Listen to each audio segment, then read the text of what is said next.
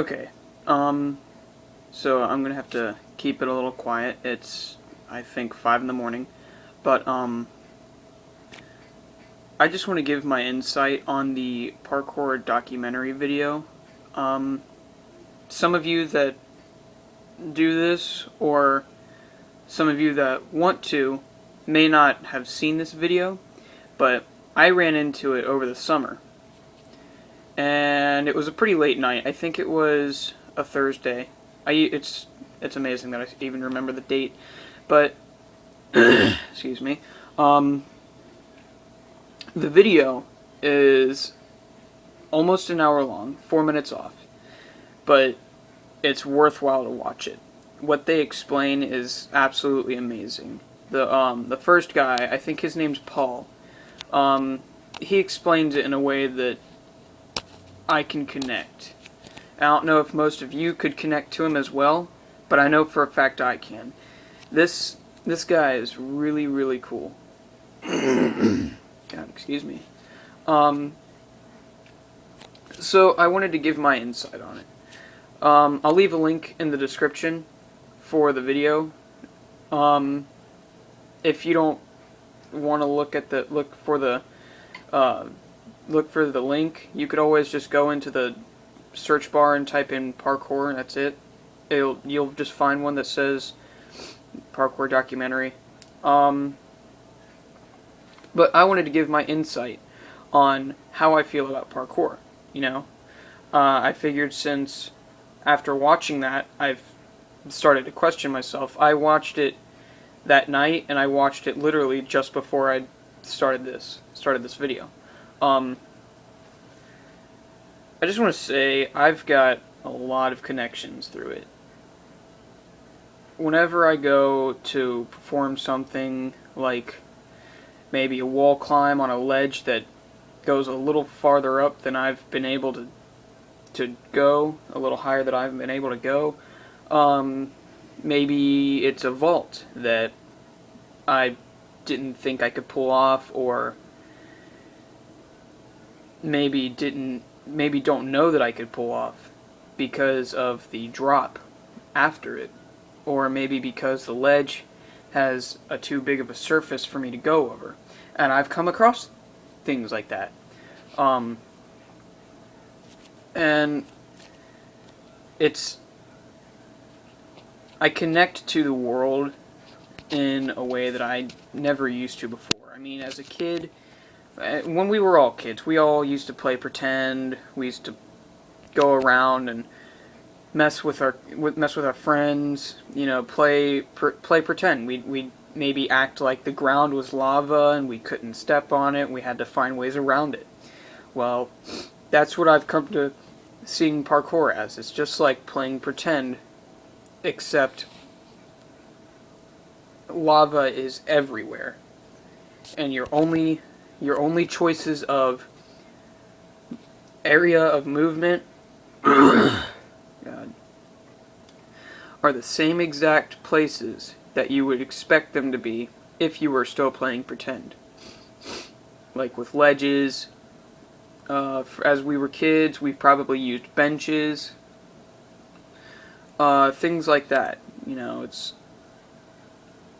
It helps me connect. It helps me become one with how my inner child used to be, how I used to act when I was younger. And I've not been able to get that feeling from anything else before. It's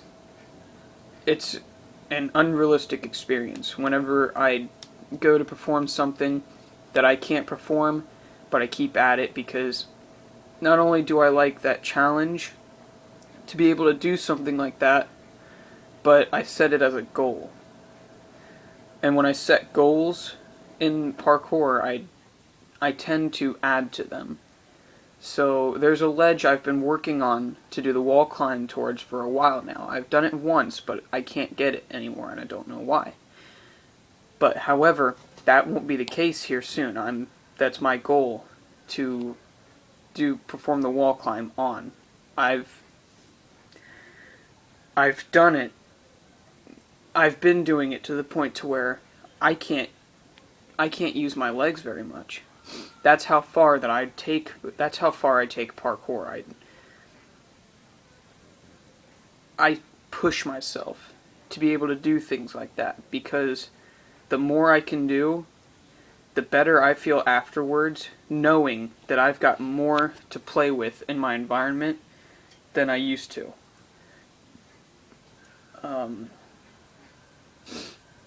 I will say without a doubt, though, that afterwards, after the soreness is gone, it's all around fun. Being able to do that then, without getting all sore like I used to, it's just amazing. I've never experienced anything like it before. I wish I could, but I just never have. And I know that most of you have the same idea, you know, of having a goal, setting a goal, challenging yourselves. For some of you that are just now getting into parkour, I would advise just setting goals, not challenges. Those, when you add the challenges onto it, it's really difficult. If you want to, that's totally your choice, but just remember, it's not all about the work. It's all about the fun that you have. That's why I'm saying maybe for some of you that are just starting out, you shouldn't set challenges just yet. Maybe just goals. You know, like an average wall climb, or trying to get down a vault to the very pinpoint of perfect fluid flow. You know,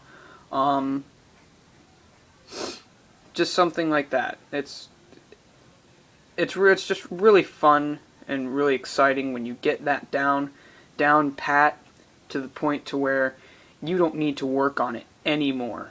It's all memorized in every single muscle in your body. It's absolutely amazing. So this Paul guy, in the parkour documentary, he talks about how one he is, how truly together he is with his environment. And slowly, I'm starting to agree with him. I've been able to overcome obstacles that I never thought that I could do.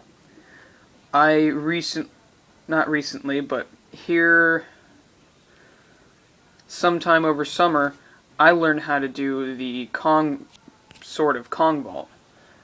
It's not a perfect Kong vault. It's more like a mixture between that and the monkey vault. And I learned how to do it over a picnic table, like you would see most people in videos do, where they'll go and perform the Kong vault over a picnic table or something like that. I have adapted that to my own type of vault, and slowly I'm working on the Kong vault. It's a bit of a hassle to have that fear, but it's just fear. You need to. It's one of those things that it's not saying that you shouldn't do it. It's saying that you should be careful.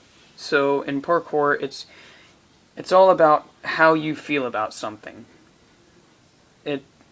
How your body reacts to it. I find it as a great way to pass the time, and not only that, just to get better control of my emotions, of my bodily flow, flexibility, all of that. And I'm sure some of you have the same ideas, the same agreements as me.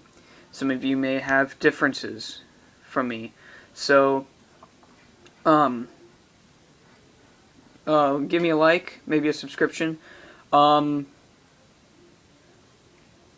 And however you feel about this, maybe you could leave it in the comments or leave a video response. I'll see you in the next video. Good night.